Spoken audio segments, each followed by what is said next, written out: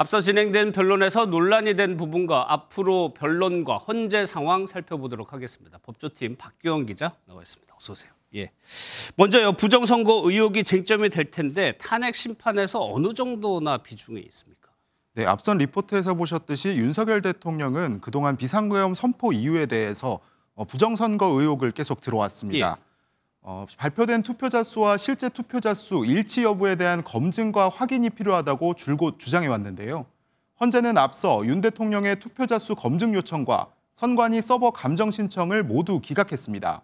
탄핵 심판에서의 필요성 및 관련성이 부족하다고 설명했는데 헌재가 부정선거 의혹 관련 감정을 거부한 만큼 선고에 큰 영향을 미치기는 어려울 것이라는 분석이 나옵니다. 그러면요, 사령관들의 진술이 계속해서 번복되고 있는 건 어때요? 예, 맞습니다. 이진우 전 수방사령관, 곽종근 전 특전사령관 등 계속해서 증인으로 출석해서 진술을 번복하는 모습을 보이고 있습니다. 예. 들어보시죠. 국회의원들의 본관 출입을 막고 계엄 해제 요구 의결을 못하게 하라, 이런 지시는 받은 바 없죠? 네, 예. 없습니다. 예. 증인들 스스로도 형사재판 피고인이기 때문에 재판을 의식해서 진술을 조심하고 있다는 해석인데요. 6차 변론에 출석한 곽종근 사령관도 의원에서 인원, 데리고 나와라에서 끄집어내라 등으로 계속 진술을 바꾸면서 재판관의 지적을 받기도 했습니다. 법률가들은 그 말이 움직이는 것에 따라서 신빙성을 다시 판단하기 때문입니다. 증인이 오로지 기억에 의해서만 말해라. 그러면 이렇게 진술이 바뀌는 게 탄핵 심판 결과에도 영향을 미칩니까? 네, 아무래도 관련자의 직접 진술이기 때문에 재판관의 판단에 어느 정도는 영향을 미칠 수밖에 없습니다. 예.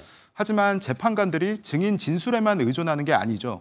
이미 증인들의 검찰 수사 기록과 공소장을 증거로 채택해 가지고 있고 이에 대한 검토를 진행한 상태입니다. 법조계에서는 증인 신문 자체가 이 내용을 확인하는 과정이기 때문에 진술을 바꾸더라도 결정 자체를 완전히 뒤집을 정도는 아니라는 분석입니다. 예, 헌재가 미리 잡아놓은 변론이 이제 목요일까지입니다. 여기서 끝이 나는 겁니까? 예, 말씀하셨듯이 오는 13일 이 8차 변론 기일이 헌재가 미리 지정한 마지막 변론 기일인데요. 추가 변론 기일 지정 가능성에 대해서 헌재는 현재로서는 알 수 없다고 답했습니다.